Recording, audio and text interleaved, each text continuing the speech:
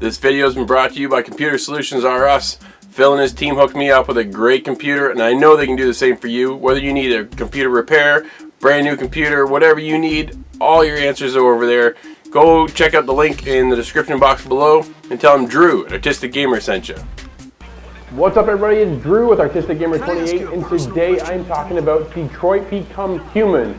So to get things started, a big shout out and a thanks to Sony for sending me a copy of the game to review. So why don't we jump in? Get back, or I swear I'll blow your head off!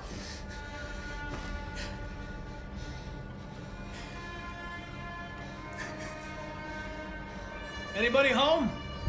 Okay, so if you haven't noticed or you've been under a rock, Detroit Become Human is all about androids taking over the world. Now you play as 3 individual androids, Kara, Marcus, and Connor. And Connor is probably the one who's been noticed the most because of trailers, as well as Kara. Marcus is a android who was a bit of a servant to someone, and things went south, and now he's leading the charge as androids become more than what they anticipate of what they are. The story of these 3 androids play out so differently as they intertwine with one another. It is phenomenal to see what David Cage and the team over at Quantic Dream have created. This is definitely a David Cage title. If you've played previous ones like Heavy Rain, Beyond Two Souls, you're going to get that vibe. It's a quick time event, story-driven, movie-quality narrative game that has so many different options as you play. You never quite know which way to go. And one of the coolest aspects of the game is once you've done one part of the story, you've finished that storyline, you will see all the choices play out on this flowchart kind of thing, and then you can go back and you can see what you've missed. You don't get to see actually what it is, but that there was a different path you could have taken to accomplish that part of the story. There is the obvious lose one of your characters and that character's story ends. It's a unique thing that the team over at Quantic Dream have created. This game is phenomenal in aspects of character creation, character storytelling, graphic fidelity. The overall score of the game is amazing.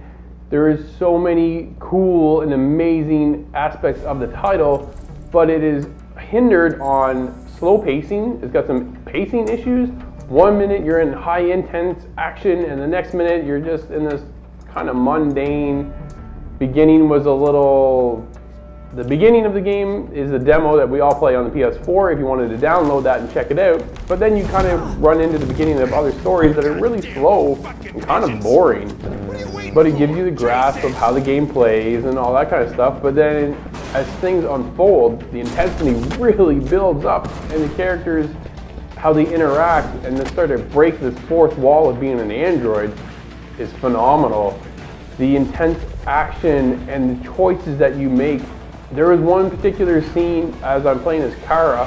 You have Kara and a little girl, and there's options as to where to stay. I was in this town and you need to crash somewhere for the night. And I went over to achieve one of the scenarios and I blew it. I wasn't sneaky enough to accomplish that. And then I have other options. In the end, I was able to find somewhere to stay, but I could have been completely in a different area to stay for the night. It was so cool knowing that I could have gone over here instead of over there where I wound up. Where I wound up, I really didn't want to be. But because I blew all my other options that unfolded in front of me, I had no other option but to go with Plan C.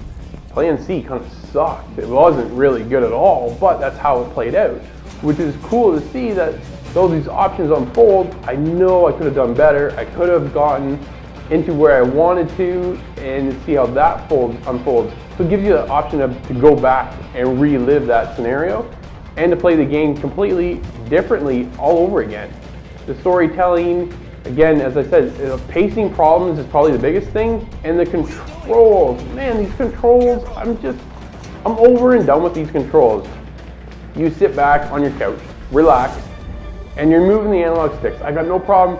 Analog sticks, button timing, all that kind of stuff is when you make me touch the actual touchpad. I have to swipe on the touchpad. I don't want to do that. I got to lift the controller, or shake the controller, or tilt it. There's one scenario where you're turning a bit of a wheel and you have to tilt the controller, the 6-axis controller. Well, because the way you sit, I kind of have my controller tilted up a bit, on a bit of an angle. Most people do, I would think. No one holds it completely straight, perfectly straight. So in order to tilt that the right way for the wheel to turn, I have to readjust myself, then tilt it.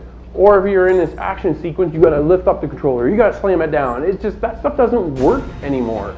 I'm tired of the 6-axis stuff. No one wants it. It feels like an absolute gimmick. I don't like that part of the game. I don't mind moving my analog stick up and then rolling it around. I can turn the doorknob, or I'm grabbing something, or reaching for this. That kind of stuff is fine. I got no problems doing that part in the game. It's when you're making me go from a comfortable position, immersed in the game, to suddenly shaking my controller, or jerking it over here, or twisting it that way, that brings me completely out of the experience. So that is probably the biggest downfall of the game. Now, I love how intense these moments can be.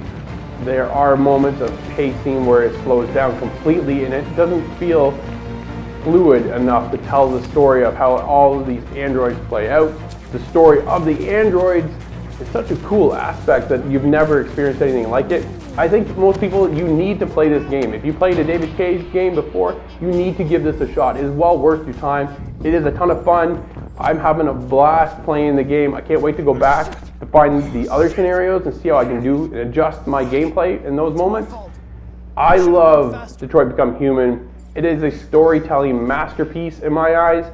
I'm gonna give it an 8.5.